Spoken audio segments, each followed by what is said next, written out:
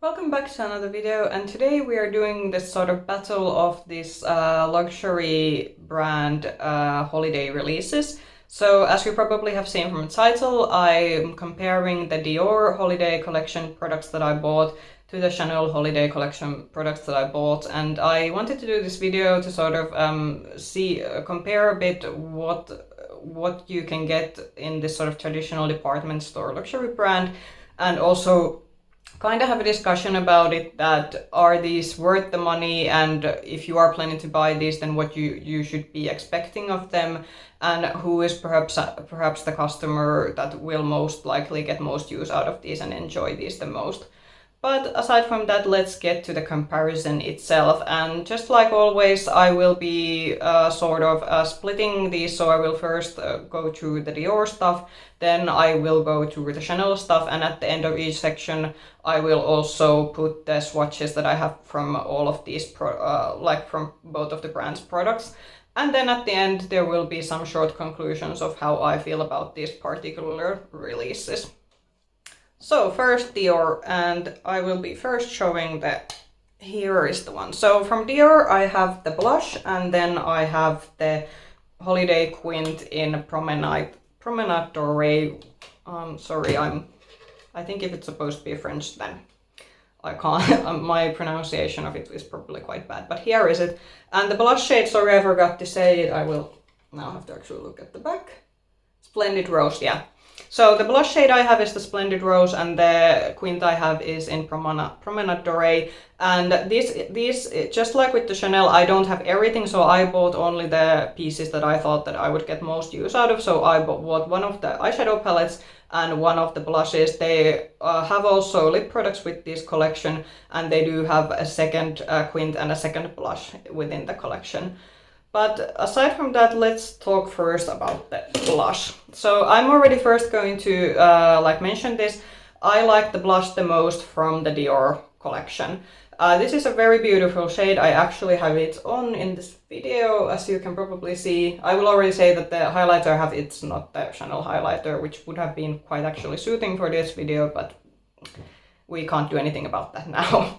So, but anyway, for me, the blush formula, this is very beautiful, and this is something that this looks very dark in the pan, but just like with a lot of these luxury brand blushes, this is a more buildable blush.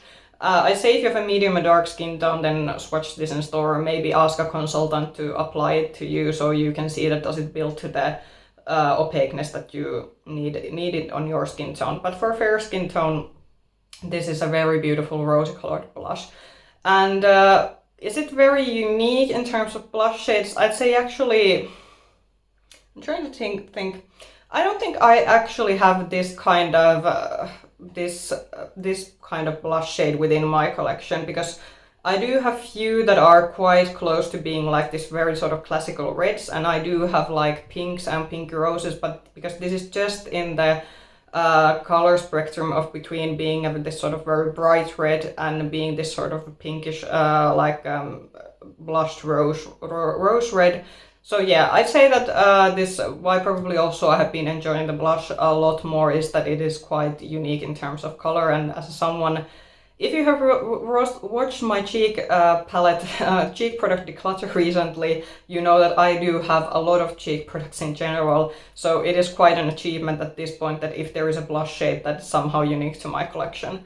But yeah, the quality, very nice. Is it worth the, I'm trying to say, this is 60 or 50 euros. No, I think it was above 60. I did get this with a customer coupon discount, so I didn't have to pay full price for it. I think Dior also has this sort of staple line of blushes, and these holiday products are a bit more expensive than their like normal blushes. So perhaps before buying, check that does the normal line that Dior has, do the blushes have something similar, because those are like, they aren't like that much cheaper, but they are a bit cheaper. So yeah, that's probably something that you should consider before buying this. But if you like this shade and you are able to swatch it in the store and check it that it suits your skin tone, then this is definitely a recommendation from the holiday collection this year.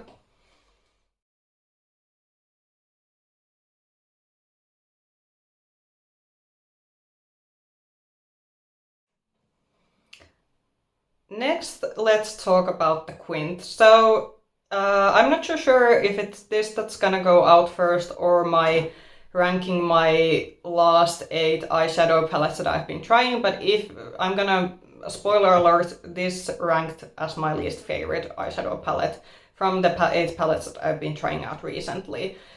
And the reason is the fact that for me this lacks, first of all, this lacks depth. So it has only one brown shade, and I really would have hoped that this other golden shade, they would have replaced it with some other sort of deepening up shade. If this would be a deepening up shade, also another like deepening up shade, then I'd say that I probably would already like this much more. Also, I do feel that all the golds are quite similar, even this like lighter one, but when you apply 3 of these to your lids, it's very hard to get them to sort of have a differentiation between them. The silver on the middle, it's a nice extra. That is something that does add something special to this quint.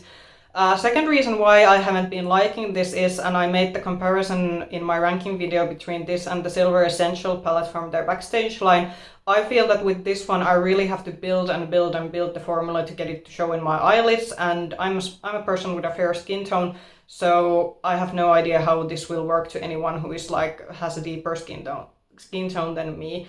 And also I felt that the durability of this wasn't that good during the day. So when I use this as a whole work day, meaning that I usually put my makeup around at 8 o'clock and then I leave from work around 5 or 6, depending how busy my day is. So at the end of the day, I really felt that the colors have faded on my eyelids, and I do use a separate eyeshadow base that usually makes my shadows last quite well. So yeah, because of the formulation and because I feel that the lack of diversity that this one has, and I'm very sorry about the ring light, yeah, now I think that's better. So because of the lack of diversity and because of the formulation, unfortunately, I feel that this perhaps was one of the dud purchases that I made in terms of this year's holiday palette, and I will have to see how this will fare once I will get perhaps do another declutter during next year, because unfortunately currently I'm not liking this as much.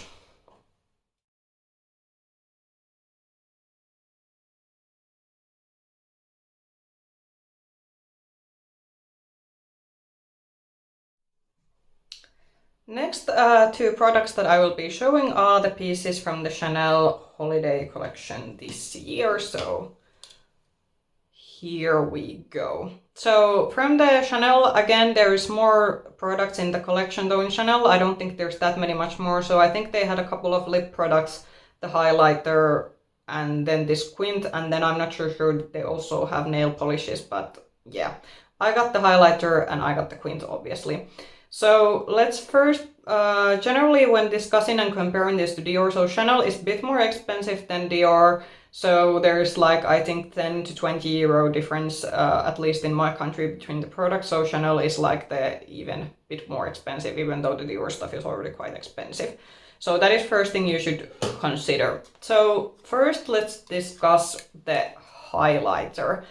I have watched quite a few luxury makeup review channels that specialize in just in luxury makeup, and I know a lot of people have not been liking this highlighter. However, for me, I actually like this. So I have discussed it that I am a person who likes my highlighter to show up. I don't like the super, if it's very glittery highlighter, because I am getting now to my 30s. So a super glittery, sparkly highlighter that has glitter particles, that doesn't look good on me anymore because of texture. However, I don't feel that this is as glittery as some channels have claimed it to be, but that is of course up to personal preference, and I can totally understand that. For example, a very mature skin probably won't enjoy this, but if you like a very sparkly, or well, not sparkly, but very shiny highlighter, then you will definitely like this. However, is this worth the... I think this was almost like full price, around 70 euros or something. I got this, just like I got the Dior ones, I got both the Chanel products with a customer discount, so I didn't pay the full price of this, but I think the full price of this in euros is somewhere between 70 and 80, depending where you buy them. So is this worth as an individual? So basically you get kind of 3 highlighters in one, and you will see it on the swatches after this section.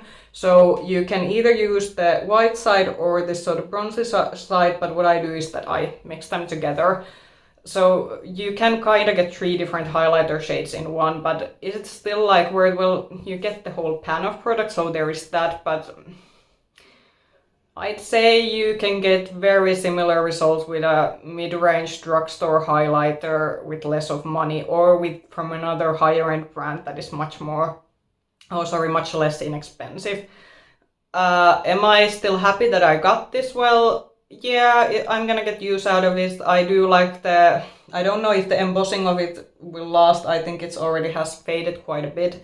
So for it being this sort of special holiday piece, it is something that I will enjoy and get use out of, but just make the consideration that because this is essentially a very, very basic champagne highlighter, this isn't something like super unique, it doesn't shift, and probably if you're afraid of will it accentuate your texture, maybe swatch this in store and see how you feel about the sort of sparkle level that this has.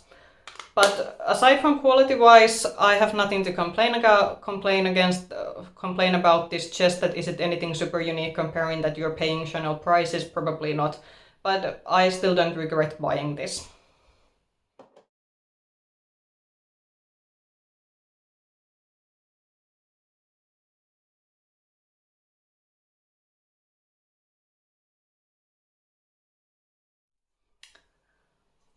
Now let's talk about the Quint. So if you have been watching my eyeshadow ranking video recently, or actually I'm not sure, just like I said with the Dior one, I don't know which is going first, this one or the ranking video, but I ranked this relatively high in the ranking.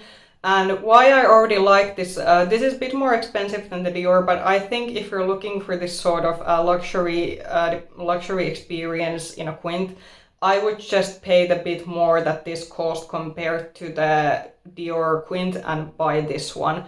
And my reasoning for that is purely, first of all, that this has more depth, so you already get kind of 2 shades that you can get some darkness into your look. So it's this grayish brown, and then there is this complete total black in this.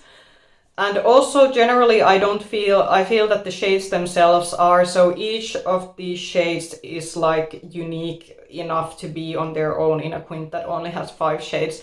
So with this one I feel that there isn't it's not like you have basically half of the shades look the same on the eyes. Each of these shades does look unique on your eyelid. I also do like the addition of this one. So this white one is some bit more sparkly, so you actually can get like a very nice sparkle to your eyes if you top this with any of the shades with this one. So because of the diversity this has, and I also do think that despite this being again one of those more satin-like formulas, with this one I felt that you didn't have to build and build and build. You needed a few layers. But the formula was still very effortless to work with, and all of the looks that I have gotten with this have been very glam, but you also get durability with this. So with this one, this has lasted me through a full day, and I haven't noticed the shadows fading away during the daytime. And I do think that the formula layers generally very well, and generally just the mix that this has, it's much better than in the Dior. So with this one, I'd say that if you are into this kind of a Quint, then with this one I'd say it's much more worth the money compared to the Dior one.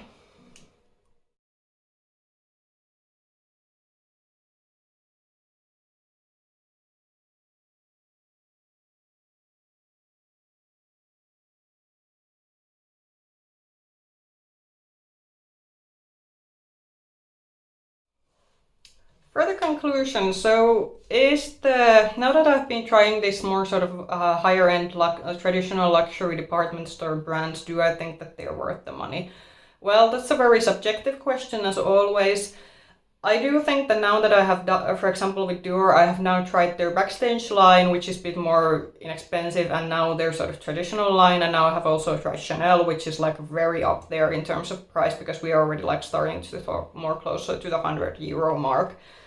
So I'd say that I'd say that I will be definitely looking also to these kind of brands in the future. I have been very much liking the cheek products. So both with the Chanel and Dior, I felt that the blush and then the highlighter, I think those have been, even though they are like very expensive for what they are, I do like the formulation of them, and those will be generally products that I will be getting use out of also, for example, outside of the holiday seasons. Now regarding the sort of luxury quint, that's something that most like these sort of department store higher end brands do. I think with the quints you should definitely like see that are the colors something that you like, and is the like try out the formula in store, maybe ask that if there's a consultant, can they like test out the shadows on you, can they create looks that you like, you think that look good on you. Because I think with the quints there is much more the question that if you're someone who uses the same palette every day and you want something easy, then I can definitely understand that the quints are a very good option. Also because the formulas usually in these kind of products are the more satin-like formulas, they do like suit much more like a wider variety of different sort of people in terms of age, and if you have, for example, texture on your lid. But I'd say that if you are the person who likes these more sort of pressed pigment type of shadows, you want something special or extra, then with the same money, just go out to and buy a product from indie brand, or even try maybe another higher end brand. For example, in terms of Sephora, you have Natasha Denona, you have Huda Beauty, you have even like something like Tarte, because you will get like more options for lesser money or the same amount of money. But yeah, I think for the end conclusion, am I happy with the purchases, like generally buying these products? I say with the Chanel one, I'm quite happy, even though it's not something that I'm gonna use like every day, but with the Chanel, both the highlighter and the eyeshadow quint, those are still like very, very beautiful, and there will be uses. With the Dior, I'm happy with the blush, but unfortunately quint, especially since I have tried the Silver Essential Backstage palette, which is something that I have ranked much higher within my makeup collection, the quint is a bit of a disappointment, and I'd say that there's now quite a high threshold for me in the future to invest the money in the quints, because I didn't feel that the formulation quality in the quints, for example, compared to the formula that was, for example, in the Silver Essential palette from the Backstage lines, which cost less and you get 9 shades, while the quints only offer you 5.